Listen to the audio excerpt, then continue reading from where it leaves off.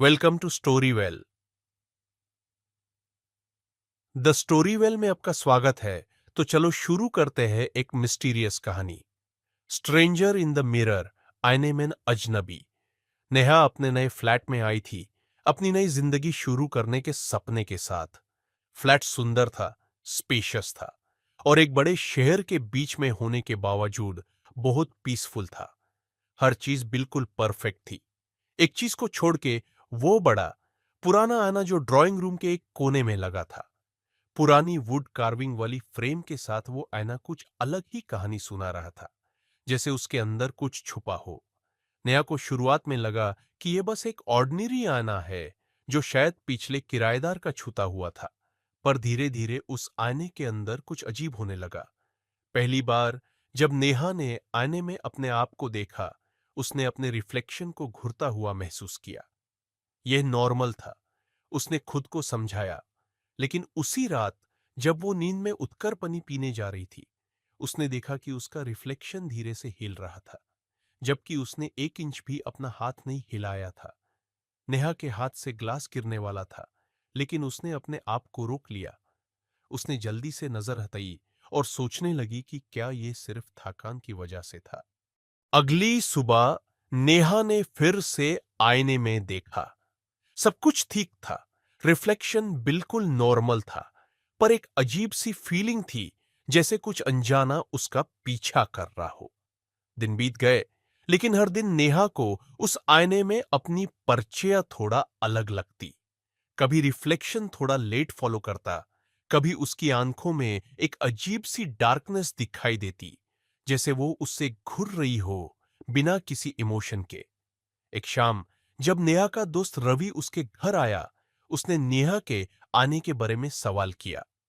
ये आईना तो बहुत पुराना लगता है, इसके अंदर कुछ अलग है, रावी ने कहा। नेहा हंसी और बोला, हाँ, ये मुझे भी अजीब लगता है कभी कभी, लेकिन ये बस मेरा इमेजिनेशन होगा। रवि ने आने के करीब जाके देखा और कुछ देर के लिए चुप सा हो गया। उसने हल्का सा चिल्लाया, नेहा, तुझे ये देखना चाहिए।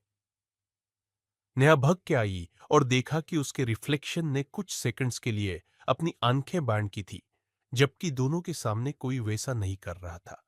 अब ये कोई जोक नहीं रहा। अगले कुछ दिन नेहा के लिए ऐसे थे, जैसे कोई बुरी कहानी का हिस्सा बन रहे हो। हर रात जब उसने आईने के पास से गुजरती, उसका रिफ्लेक्शन एक अजीब सी मुस्कान के साथ उसे देखता। वो दर्द और डर के बीच फांसी हुई थी।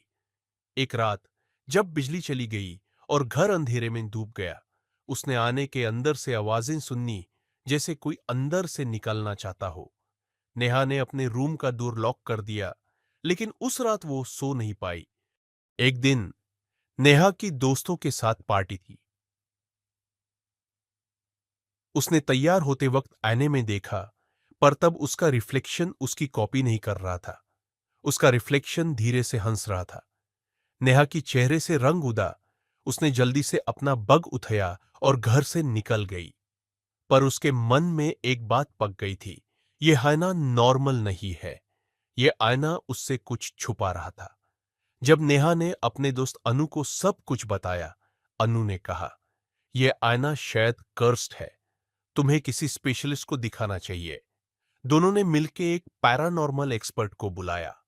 जब वो आदमी आया, उसने सिर्फ एक नजर आने पर दली और उसका चेहरा सेफ पड़ गया। यह आना एक गेटवे है दूसरे दुनिया का।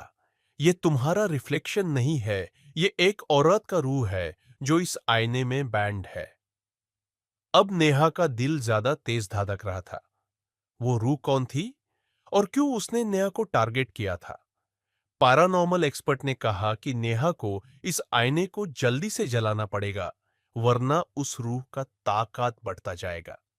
लेकिन उस रात जब नेहा आने के टुकड़े करने के लिए हाथ में हथौड़ा लिए आई, उसका रिफ्लेक्शन एक साथ जोरदार से चिल्लाया।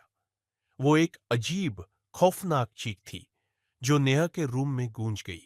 नेहा के हाथ का हथौड़ा गिर गया और उसने देखा कि उसका रिफ्लेक्शन सीधा उसके सामने खड़ा था, आने के अंदर नहीं, बिल्कुल सामने। वो चुप्पी के साथ उसके करीब आने लगा, उसके हाथ को छूने लगा। नेहा चीख नहीं पाई। उसने बस अपनी आंखों को बैंड किया और जब तक खुली वो रूह गायब हो चुकी थी। लेकिन आईने के टुकड़ों में उसका चेहरा अब भी जिंदा था। वो आईने के टुकड़े से बाहर निकालना चाहती थी और नेहा को पता था कि अब उसका पीछा कभी नहीं छूता। अब नेहा इस जाम से कैसे निकलेगी?